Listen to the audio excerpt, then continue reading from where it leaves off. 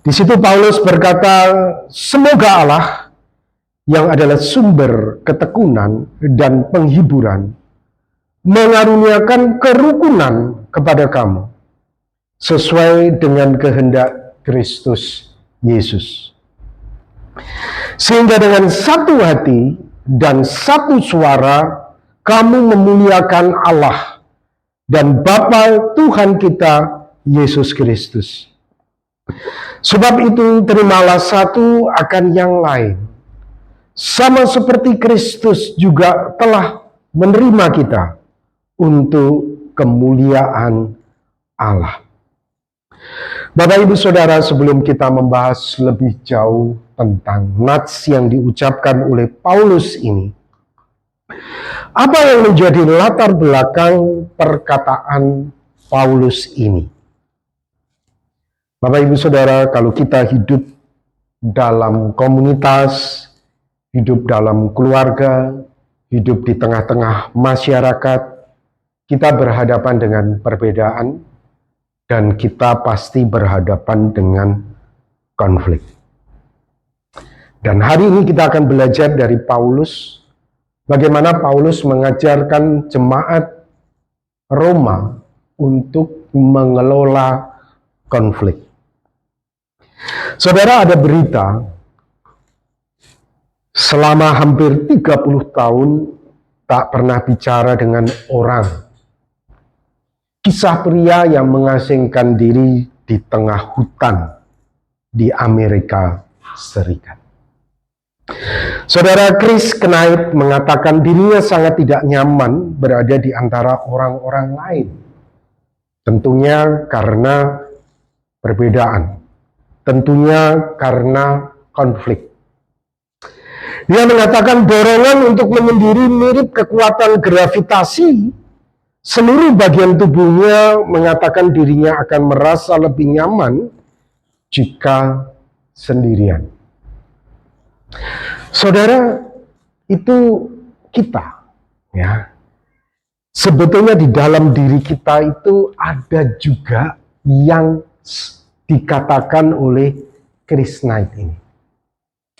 Rasanya berhadapan dengan orang, berhadapan dengan suami, berhadapan dengan istri, berhadapan dengan pimpinan, berhadapan dengan bawahan, tetangga, itu berat kalau bisa tinggal sendirian di tengah-tengah hutan, ditemani seekor anjing. Benar. Saya perhatikan ya, beberapa orang yang penyendiri, itu biasanya ada temannya, anjing. Saya perhatikan itu. Di mana-mana selalu begitu. Saudara, karena anjing ini nggak akan konflik dengan dia. Anjing ini akan nurutin apa yang dia mau, apa yang dia inginkan. Ajak main, ya main. Ajak istirahat, anjing ikut-ikut istirahat. Saudara, ya beda kalau kita berkomunikasi dengan orang. Ya. Saudara, hidup dalam komunitas itu mau tidak mau kita berhadapan dengan konflik. Kita akan belajar dari Paulus bagaimana mengelola konflik itu. Saudara, di jemaat Roma pada waktu itu terjadi perselisihan. Karena ada perbedaan pandangan tentang makanan dan tentang hari-hari. Ada orang Kristen yang merasa makanan-makanan ini tidak boleh dimakan. Hanya makanan-makanan ini yang diizinkan. Mereka tetap mengikuti hukum-hukum Taurat yang dipegang oleh orang-orang Israel. Mereka mengatakan hari-hari tertentu itu adalah hari yang harus kita kuduskan. Kita tidak boleh melakukan sesuatu pekerjaan yang berat. Kita harus betul-betul istirahat untuk menguduskan bagi Tuhan. Tetapi bagi yang lain, bagi orang-orang Kristen non latar belakang Yahudi, mereka tidak mengerti tentang makanan. Mereka tidak memahami tentang hari Sabat. Mereka tidak memahami, dan akhirnya terjadilah perselisihan di antara jemaat di Roma. Di dalam Roma 14 ayat 2 sampai dengan ayat yang ketiga, yang seorang yakin bahwa ia boleh makan segala jenis makanan, Ini orang-orang Kristen dengan background non-Yahudi. Tetapi orang yang lemah imannya hanya makan sayur-sayuran saja. Bagi orang-orang Kristen dengan background Yahudi, mereka sangat ketat dengan aturan makanan. Nah, Bapak Ibu Saudara, Tuhan Yesus dengan jelas mengatakan bahwa segala sesuatu itu boleh makan. Makanan itu tidak menajiskan orang. Makanan itu tidak membuat orang menjadi berdosa. Yang keluar dari dalam hati kita, itu yang membuat kita jadi najis. Itu yang membuat kita jadi berdosa di hadapan Tuhan. Dan orang-orang Kristen non-Yahudi menyadari itu. Dan tentunya saudara tidak mudah bagi orang-orang Kristen dengan background Yahudi untuk melepaskan budaya, adat istiadat mereka. Itu tidak mudah. Makanya terjadilah konflik di antara mereka. Paulus menyadari hal ini dan kemudian Paulus memberikan nasihat kepada jemaat di Roma. Nasihat yang pertama yang Paulus ajarkan, saya simpulkan, jangan menghakimi.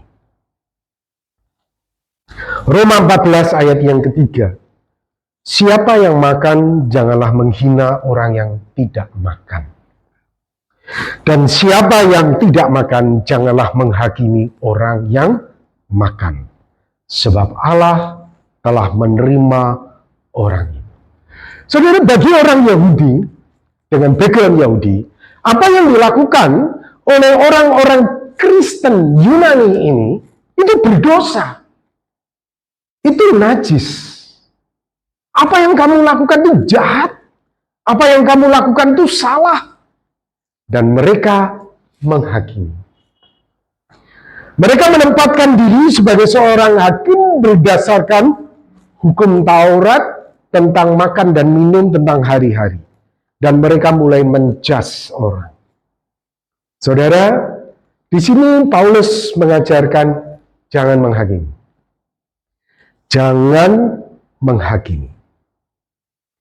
Sebaliknya, saudara, kita harus belajar bukan menghakimi, menuduh orang berdosa, menuduh orang najis, tetapi Paulus di dalam kitab Roma 14 itu mengajarkan jemaat untuk mawas diri, saudara. Tetapi mengapa engkau menghakimi saudaramu? Ataukah mengapa engkau menghina saudaramu? Menghakimi itu ternyata identik dengan menghina ya, saudara. Jadi sebetulnya kalau kita itu menghakimi orang itu sama dengan menghina. Mengapa engkau menghakimi saudaramu? Mengapa engkau menghina saudaramu? Sebab kita semua harus menghadap tahta pengadilan Allah. Engkau bilang saudaramu itu berdosa. Engkau sendiri tidak luput dari dosa. Engkau berkata bahwa saudaramu itu melakukan yang jahat. Engkau sendiri tidak luput dari hal itu. Oleh sebab itu, Paulus mengingatkan, kita semua harus menghadap tata pengadilan ini. Kita semua harus mawas diri. Kita harus hati-hati dengan diri kita. Jangan menghakimi. Roma 2 ayat 1 sampai 2. Hai manusia, siapapun juga engkau yang menghakimi orang lain, engkau sendiri tidak bebas dari salah. Sebab dalam menghakimi orang lain, engkau menghakimi dirimu sendiri. Karena engkau yang menghakimi orang lain, melakukan hal yang sama. Bagaimana saya melakukan hal yang sama? Mungkin engkau membela diri. Aku tidak makan kok. Aku tetap memelihara hari Sabat kok. Aku tetap begini-begini kok. Saudara, engkau memang tidak makan. Engkau memang memelihara hari Sabat. Tetapi engkau melanggar perintah yang lain. Engkau melakukan kecurangan. Engkau menipu. Engkau memfitnah saudaramu sendiri. Tetapi kita harus jujur bahwa hukuman Allah berlangsung secara jujur atas mereka yang berbuat demikian. Saudara, Saya perhatikan beberapa orang, terutama di medsos ya, merasa dibully oleh orang lain. Saya ini dibully, berusaha untuk membela diri. Tanpa dia sadari, dia sendiri sudah membuli orang lain. Mungkin saja membuli tetangganya, mungkin saja membuli orang tuanya, membuli saudaranya sendiri. Padahal dia minta belas kasihan dari orang, aku ini dibully loh. Sementara Tuhan tanya, kamu sendiri sikapmu terhadap orang tuamu bagaimana? Sikapmu terhadap tetangga kamu bagaimana? Yang ditonjolkan dirinya sendiri yang dibully. Padahal dia sendiri membuli orang lain. Oleh sebab itu Bapak Ibu Saudara, kita harus mawas diri. Bukan menghakimi, tetapi mawas diri. Sebaliknya penghakiman itu justru kita serahkan kepada Tuhan yang akan menghakimi dengan adil. Itu yang harus kita lakukan. Ini nasihat Paulus yang pertama kepada jemaat di Roma. Yang kedua, Paulus mengajarkan jemaat di Roma untuk belajar mengampuni. Roma 14 ayat yang pertama, terimalah orang yang lemah imannya tanpa mempercakapkan pendapatnya. Dengan lain kata apa? Kalau kita menerima orang yang berbeda pendapat dengan kita, atau yang saya katakan, kita akan menghakimi. Dia menghakimi kita, tapi kita nerima dia menghakimi kita. Itu namanya mengampuni, saudara. Terimalah orang yang lemah imannya tanpa mempercakapkan penghakimannya. Ampuni dia. Saudara, memang tidak mudah ya. Jadi orang Kristen itu tidak mudah. Kalau Kristen KTP gampang, saudara. Tapi kalau Kristen benar-benar, itu memang tidak mudah. Tetapi Tuhan sudah berkata, saudara, jika kamu tidak mengampuni kesalahan orang, Bapamu yang di surga juga tidak akan mengampuni kesalahan. Sebaliknya, jika kamu mengampuni kesalahan orang, Bapamu yang di surga akan mengampuni kamu juga. Jadi Bapak Ibu Saudara, kalau kita mau diampuni, kita harus mengampuni. Ini sebuah kewajiban, ini bukan sebuah pilihan. Tidak mudah, saudara. Roma 15 ayat yang pertama, kita yang kuat wajib menanggung kelemahan orang yang tidak kuat. Dan jangan kita mencari kesenangan kita sendiri. Saudara, orang yang tidak mau mengampuni itu adalah orang yang lemah secara rohani. Kamu belum tahu ya nanti ya. Kamu belum tahu ya, kalau sudah kayak gitu, saudara. Kamu ingin menunjukkan betapa hebat dan kuatnya kamu. Justru Alkitab berkata, kamu begitu rapuh dan lemah secara rohani. Kamu itu bukan orang yang kuat secara rohani. Kita yang kuat, kalau engkau dekat dengan Tuhan, kamu yang dekat dengan Tuhan, kamu wajib menanggung, kamu wajib untuk mengampuni orang yang lemah tadi. Walaupun dia sendiri tidak memaafkan kamu, walaupun dia sendiri menghakimi kamu, karena dia kan lemah memang, saudara. Itu tidak mudah memang, saudara. Paulus mengajarkan kepada kita mengelola konflik. Yang pertama tadi, jangan menghakimi, tapi mawas diri. Yang kedua, belajar untuk mengampuni. Belajar untuk menerima. Yang ketiga, Paulus mengajarkan tetaplah berbuat baik. Roma 14 ayat 13. Karena itu janganlah kita saling menghakimi lagi. Saudara, kalau baca di dalam kitab Roma 14:15, berulang-ulang Paulus berkata, jangan menghakimi. Jangan menghakimi. ya. Karena itu janganlah kita saling menghakimi lagi, tetapi lebih baik kamu menganut pandangan ini.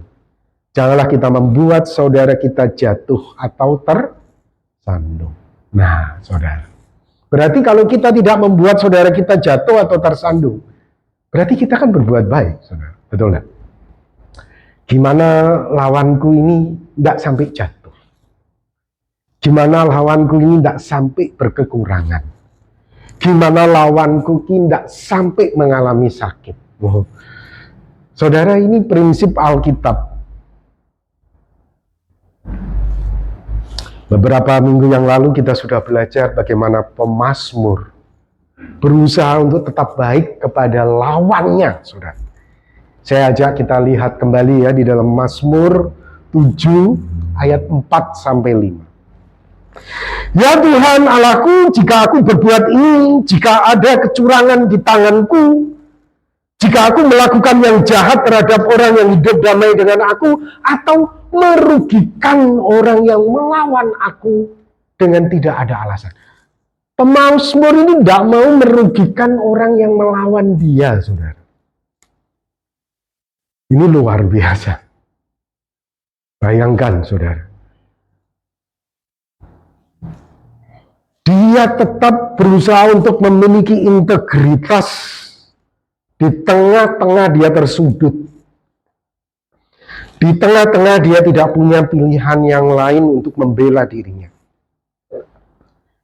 Aku gak berusaha untuk merugikan orang yang melawan aku. Saudara, ini yang dikatakan oleh Paulus. Jangan membuat saudara kita, orang yang menghakimi kamu tadi, orang yang boleh dikatakan tidak mengampuni kamu tadi, itu tersandung, jatuh. Saudara, ini yang Alkitab ajarkan untuk kita lakukan. Sebaliknya yang harus kita lakukan, Bapak Ibu Saudara, di dalam Roma 12 ayat 19-21. Saudara-saudaraku yang kekasih, janganlah kamu sendiri menuntut pembalasan. Sebab berilah tempat kepada murka Allah. Sebab ada tertulis, pembalasan itu adalah hakku. Akulah yang akan menuntut pembalasan, firman Tuhan. Tetapi jika seterumu lapar, berilah dia makan. Lawanmu tadi lapar, kasih makan. Jika ia haus, beri dia minum. Seterumu tadi. Dengan berbuat demikian, kamu menumpuk bara api di atas kepalanya. Beberapa orang salah memahami nats ini, saudara. Dengan mengatakan, wah justru kita berbuat baik kepada lawan kita, kita mempermalukan dia. Membuat bara api di atas kepala. Saudara, saya katakan, penafsiran seperti ini justru kontradiksi dengan pernyataan Tuhan Yesus. Dan Alkitab, nats yang lain, kita bukan membuat malu dia. Dengan menumpuk bara api di atas kepalanya, kemarahannya mungkin lawan kita itu jadi hilang. Perselisihannya itu jadi redam. Bukan justru mempermalukan dan menghina orang, saudara. Justru kamu jahat. Kalau kamu berbuat baik kepada lawanmu untuk mempermalukan dia, ya kamu jahat. Janganlah kamu kalah terhadap kejahatan, tetapi kalahkanlah kejahatan dengan kebaikan. Yang keempat, bagaimana Paulus memberikan nasihat kepada kita ketika kita mengelola konflik. Fokus pada kepentingan bersama di atas pribadi.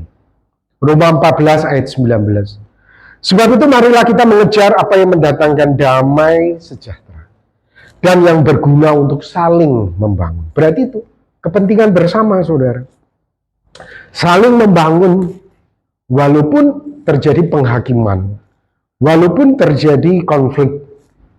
Tetapi kita saling membangun untuk mendatangkan damai sejahtera.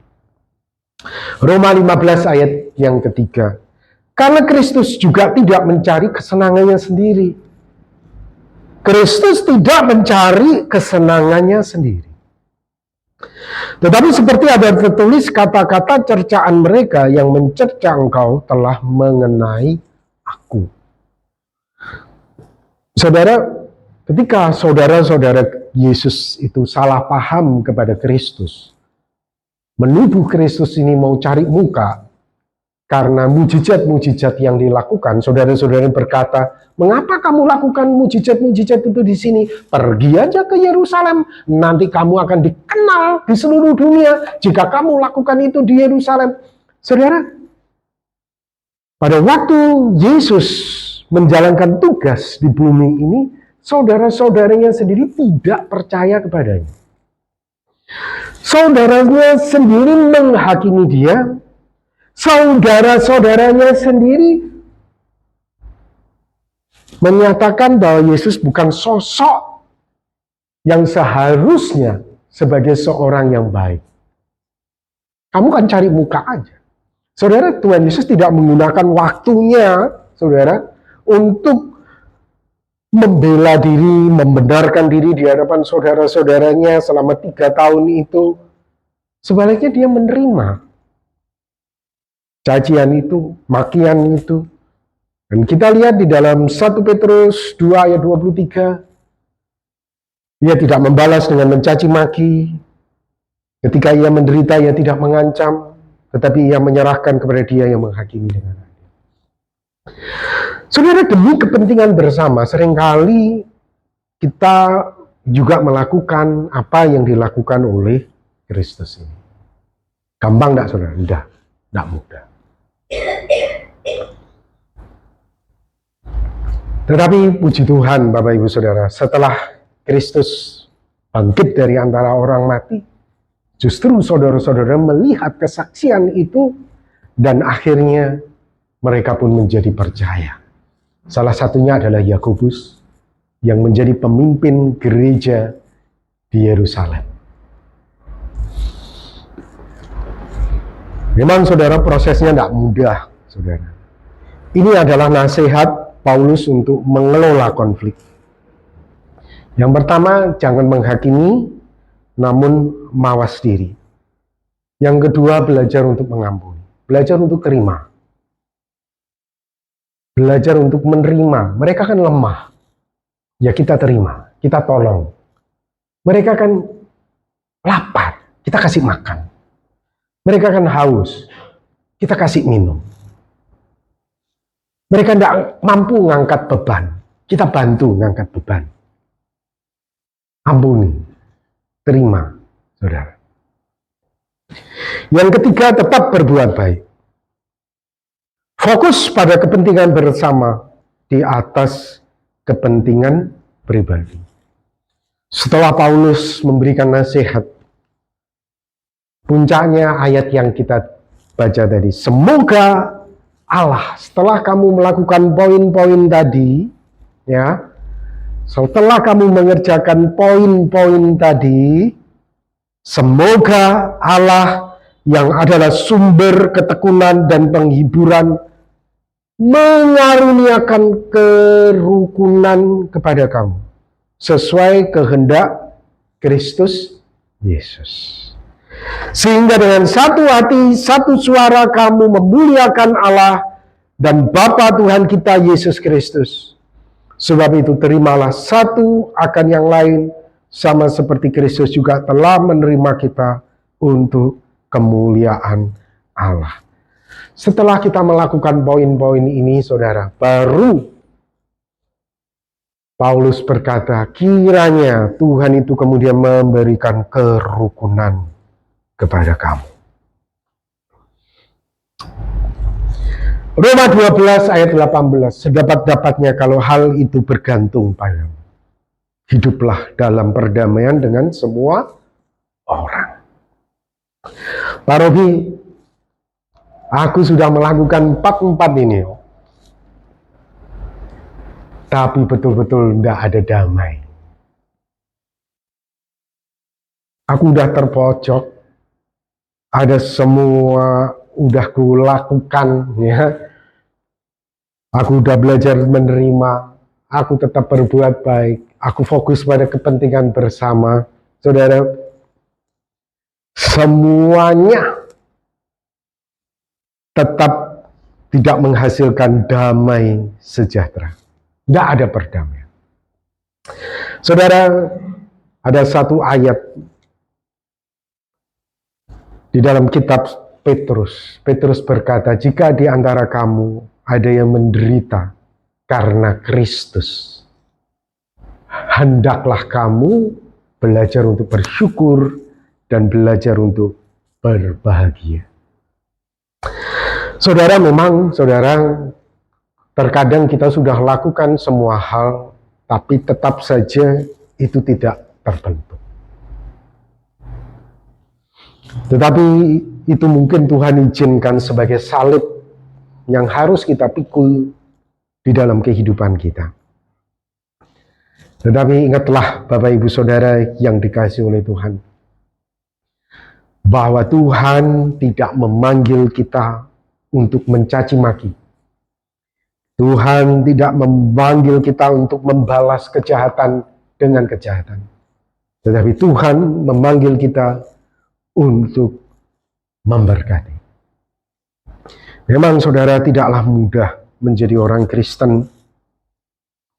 Ditampar pipinya, suruh kasih satunya lagi.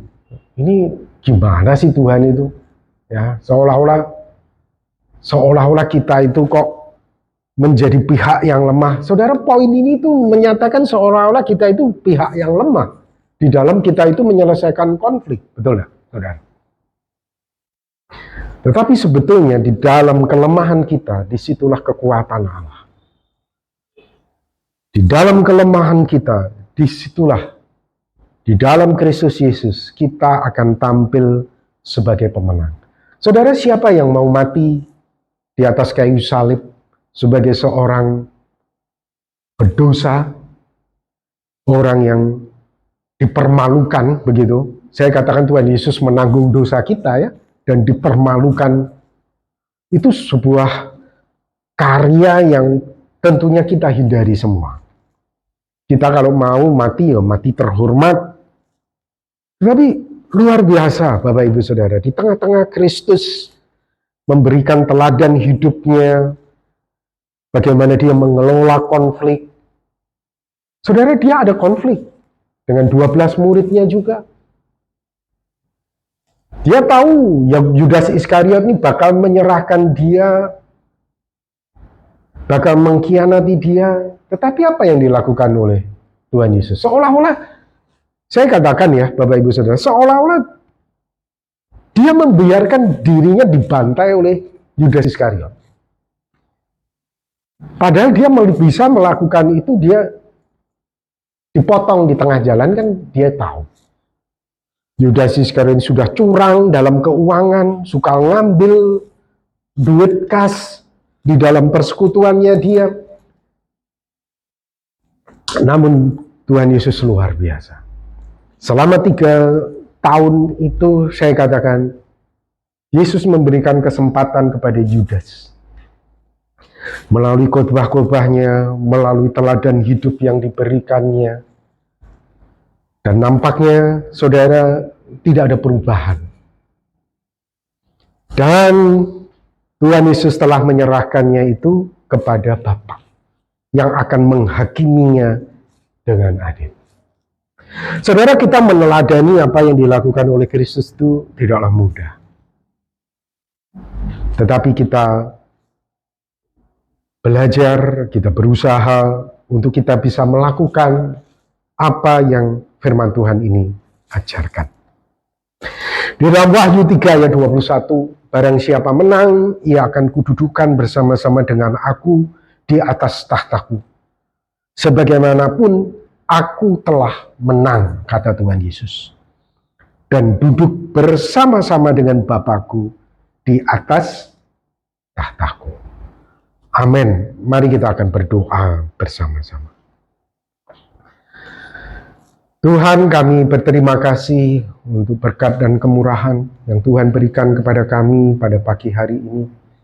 Berkatilah kami semua supaya iman kami bertumbuh di dalam Engkau. Berkatilah jemaat-Mu dan biarkan iman mereka bertumbuh di di dalam Engkau. Di dalam nama Tuhan Yesus Kristus, kami berdoa. Amin.